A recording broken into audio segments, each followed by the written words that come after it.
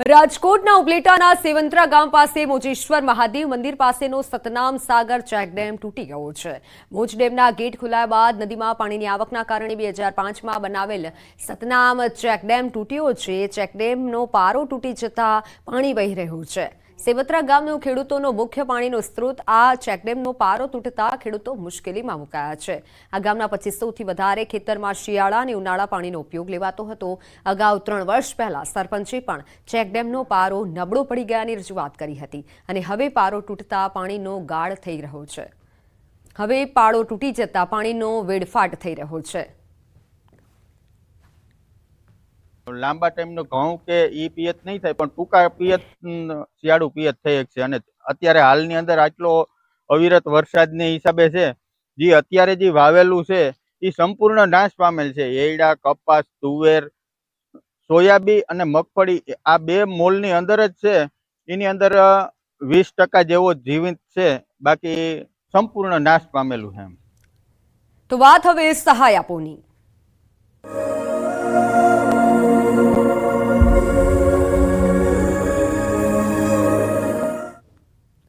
સુરેન્દ્રનગર જિલ્લામાં અવિરતપણે ધોધમાર વરસાદ નોંધાયો હતો, જેના પગલે ખેડૂતોના ખેતરોમાં પાણી ફરી વળતા મોટા પાયે કપાસ સહિતના પાકને નુકસાન પહોંચ્યું છે અને તેમાં વઢવાણ તાલુકાના 6000થી વધુ વીઘા જમીનમાં ખેડૂતોના પાકને નુકસાન પહોંચ્યું છે। ખેડૂતોની હાલત કફોડી બની છે। વઢવાણના મેમકા, માળોદ, કાઠારિયા, વડલા સહિત અનેક ગામના ખેતરોમાં પાણી ભરાયા છે। ખેડૂતોએ મહામહેનતે કરેલ કપાસ, મગફળી, જુવાર સહિતના પાક અને બાગાયતી પાકને મોટા પ્રમાણમાં નુકસાન પહોંચ્યું છે। સરકાર દ્વારા તાત્કાલિક પાક નુકસાની અંગે સર્વે હાથ ધરી વળતર ચૂકવવામાં આવે તેવી ખેડૂતોની માંગ ઉઠવા પામી છે। અમારે અહીંયા ભારે વરસાદ હોય એટલે આ કેનાલ અડતા ખેતરમાં અમારે 20 વીઘાનું ખેતર હે, કપાસ હાવ એતે બળી ગયો પાણી ભરાવાથી।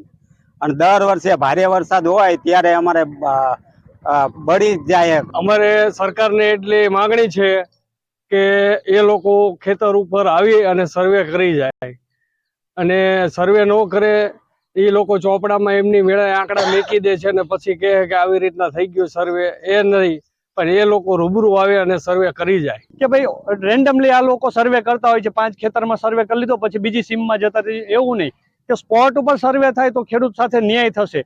આની જગ્યા અન્યાય એવો થાય છે કે દર વર્ષની જેમ કે રેન્ડમલી આ લોકો સર્વે કરી લે, 5 ખેતરમાં જોઈ લીધું પછી ઓલ ઓવર આંકડા સીધા મૂકી દેતા હોય છે। સુરેન્દ્રનગર જિલ્લામાં તાજેતરમાં વરસેલા અનરાધાર વરસાદ ક્યાંક ને ક્યાંક સુરેન્દ્રનગર જિલ્લાના ખેડૂતો માટે આ મેઘમહેર છે, એ મેઘ કહેર સાબિત થઈ છે। આ ટીવી પરના દ્રશ્યોમાં જોઈ શકો છો કે સુરેન્દ્રનગર જિલ્લાના વઢવાણ તાલુકાના જે ખેતરો છે એના દ્રશ્યો છે। ખેતરોમાં હાલ અંદાજે 2 ફૂટથી વધુ પાણી ભરાયેલા છે। છેલ્લા 4 દિવસથી સુરેન્દ્રનગર જિલ્લામાં વરસાદે સંપૂર્ણપણે વિરામ લઈ લીધો છે, તેમ છતાં હજુ સુધી આ જે ખેતરો છે એમાં પાણી છે ભરાયેલા છે અને અંદાજે 5000 વીઘાથી વધુ જમીન છે, જમીનમાં પાક છે સદંતર નિષ્ફળ ગયો છે। સરકાર દ્વારા સર્વે અને સહાયની મસ્ત મોટી જાહેરાતો કરવામાં આવી છે, પરંતુ ખેડૂતોનો ક્યાંક ને ક્યાંક એવો આક્ષેપ છે કે સરકાર દ્વારા દર વર્ષે આ પ્રકારની લોલીપોપ આપવામાં આવે છે, પરંતુ સહાયના નામે ખેડૂતોને માત્ર અને માત્ર આશ્વાસન જ આજ સુધી મળ્યા છે। ત્યારે ખેડૂતોના ખેતરો સુધી જઈ નક્કર સર્વે કરી અને ખેડૂતોને યોગ્ય સહાય ચૂકવવામાં આવે તેવી ખેડૂતોની માંગ છે। અને ખરેખર તો જોવામાં આવે તો ક્યાંક ને ક્યાંક આ જે પાણી છે ખેડૂતોના ખેતરોમાં નથી ભરાયા,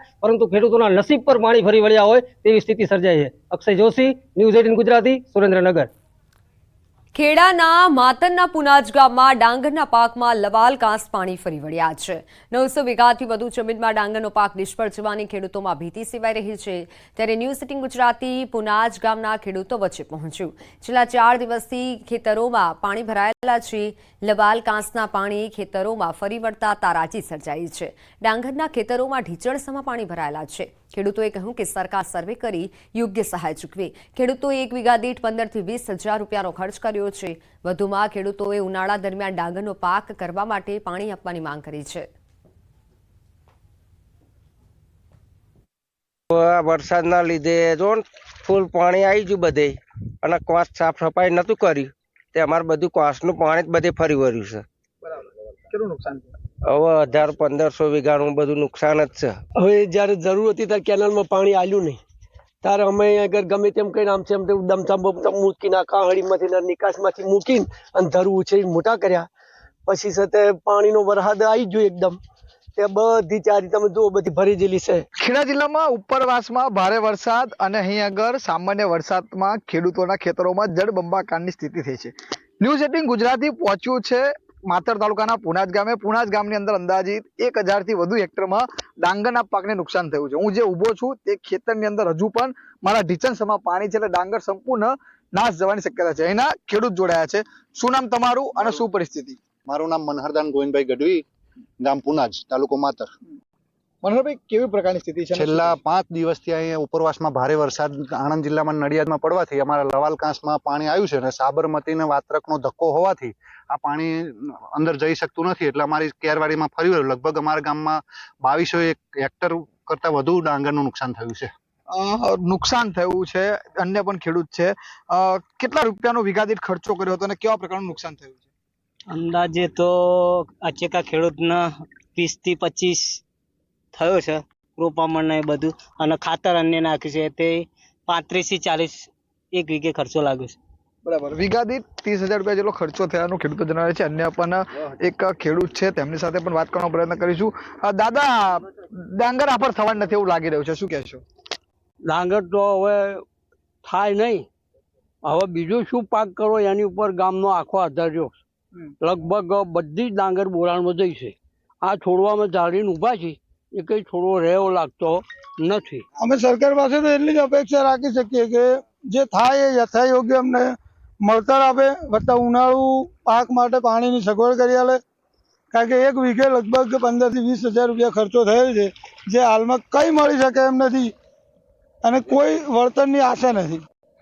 એટલે કહી શકાય કે એના ખેડૂતો એક જ વાત કરી રહ્યા છે કે તેઓનો સરકાર દ્વારા સર્વે કરાવી અને તેમને વળતર ચૂકવે. ફરીથી દ્રશ્યો બતાવીશ કે આપ જોઈ શકો છો કે જે તમામ ડાંગર છે, આ તમામ ડાંગર પાણીમાં ગરકાવ થઈ ગઈ છે. હું પણ અત્યારે ઢીસણસમાં પાણીની અંદર ખેતરમાં ઊભો છું અને આ તમામ પાક નિષ્ફળ જવાના કારણે ગામ લોકોની એક જ વાત છે કે સરકાર દ્વારા આના સર્વે કરી અને તેમને યોગ્ય વળતર રૂપે સહાય ચૂકવવામાં આવે, તેમજ ઉનાળા દરમિયાન આ ખેડૂતોને જો પાણી આપવામાં આવે તો ફરીથી ઉનાળુ સિઝન લઈ શકે. કારણ કે શિયાળુ પાક પણ હવે નિષ્ફળ જવાનું લોકોને ભીતિ સેવાઈ રહી છે. ઉમંગ પટેલ, ન્યૂઝ 18 ગુજરાતી, પુનાજ, ખેડા.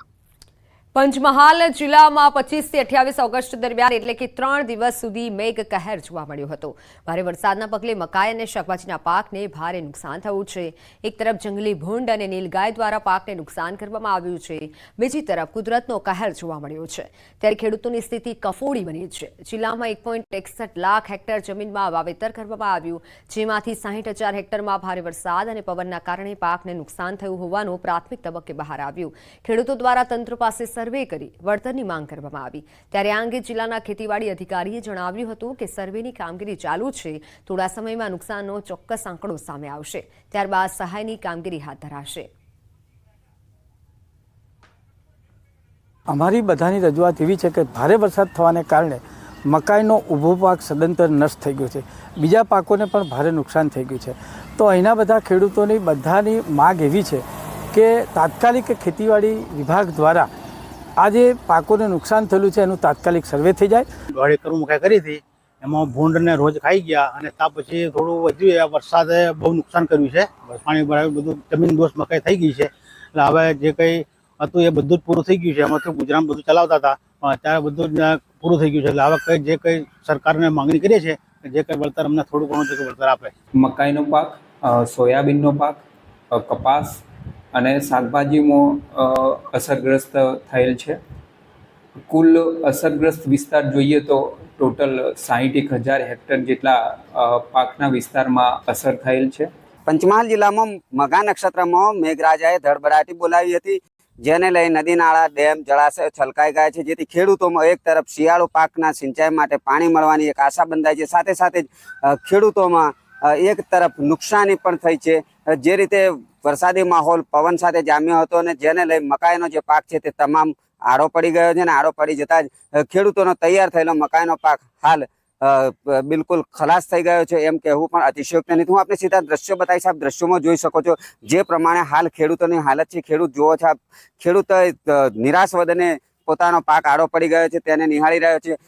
માત્ર જૂજ દિવસોમાં 8 થી 10 દિવસમાં મકાઈનો પાક તૈયાર થયા બાદ લણવાની આરે આવી ગયો હતો અને જે તમામ પાક છે તે જમીનદોસ્ત થઈ ગયો, જેથી ખેડૂતોને હાલ મોટું આર્થિક નુકસાન સહન કરવાનો વારો આવ્યો છે.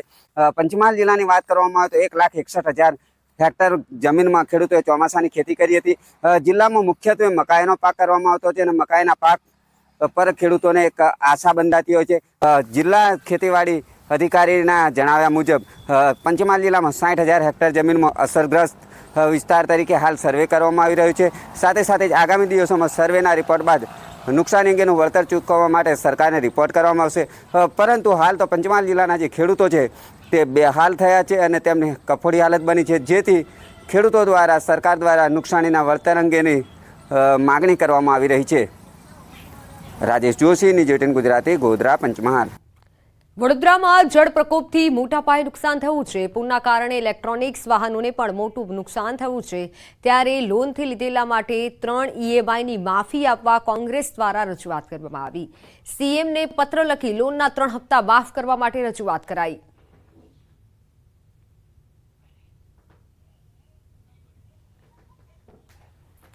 વરસાદથી ખેતીમાં નુકસાની મુદ્દે સીએમને રજૂઆત કરાઈ. બહુચરાજીના એમએલએએ સીએમને પત્ર લખ્યો.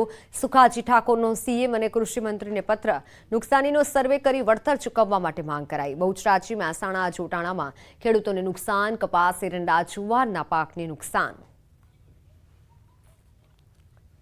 મેઘતાંડવથી થયેલ નુકસાનીની સહાય કરવા માટે માંગ કરવામાં આવી છે. પૂર્વ ધારાસભ્ય લાખાભાઈ ભરવાડની માંગ. વરસાદી પાણી ભરાતા મોટું નુકસાન થયું છે. શહેરમાં વેપારીઓ સહિત ખેડૂતોને મોટું નુકસાન થયું. નુકસાનનું સરકારે યોગ્ય વળતર આપવું જોઈએ. સરકારે સત્વરે સર્વે કરી યોગ્ય સહાય કરવી જોઈએ, કાર્યવાહી કરવી જોઈએ. સરકાર પાસે અને સરકારી તંત્ર પાસે મારી માંગણી છે કે એનો યોગ્ય સર્વે કરવામાં આવે અને ખેડૂતોને પાકનું જે કંઈ નુકસાન થયું છે એના માટે યોગ્ય વળતર આપવામાં આવે.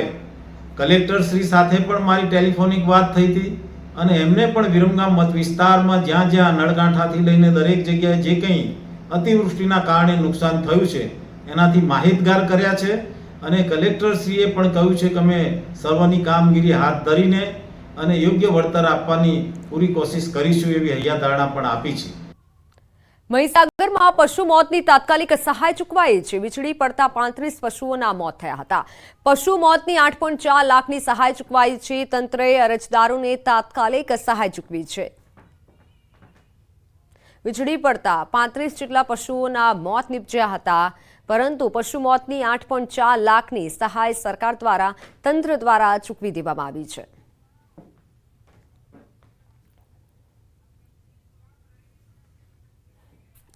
વડોદરામાં પૂરગ્રસ્ત વિસ્તારમાં અસરગ્રસ્ત પરિવાર માટે 15,000 રાશન કીટ તૈયાર કરવામાં આવી છે. અમદાવાદમાં મુખ્યમંત્રીના મત વિસ્તાર ઘાટલોડિયા વિધાનસભા પરિવાર દ્વારા કીટ તૈયાર કરવામાં આવી, જેમાં લોટ, ચોખા, તેલ, મીઠું સહિત 14 ખાદ્ય સામગ્રીની કીટ તૈયાર કરવામાં આવી રહી છે. અત્યાર સુધીમાં 12,000થી પણ વધુ કીટ વડોદરા ખાતે મોકલી દેવામાં આવી છે, જ્યારે હજુ પણ કીટ તૈયાર કરવામાં આવી રહી છે.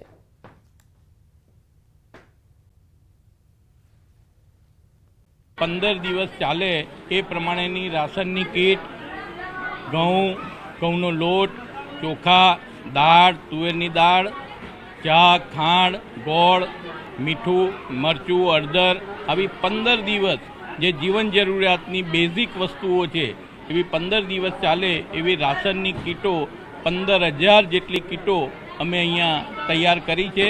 અત્યાર સુધી અમે 11,000 કીટો અહીંયાથી વડોદરા માટે રવાના કરી ચૂક્યા છે.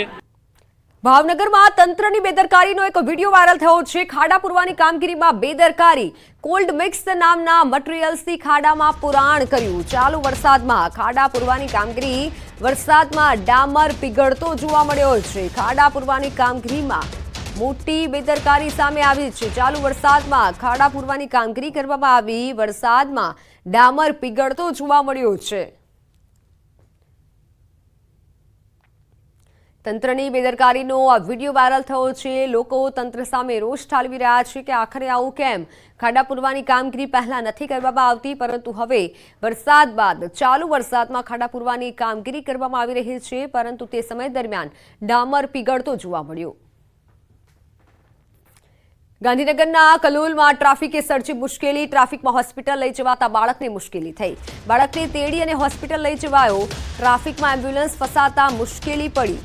બાળકને ખેંચ આવતા સારવાર માટે લઈ જવાતો હતો.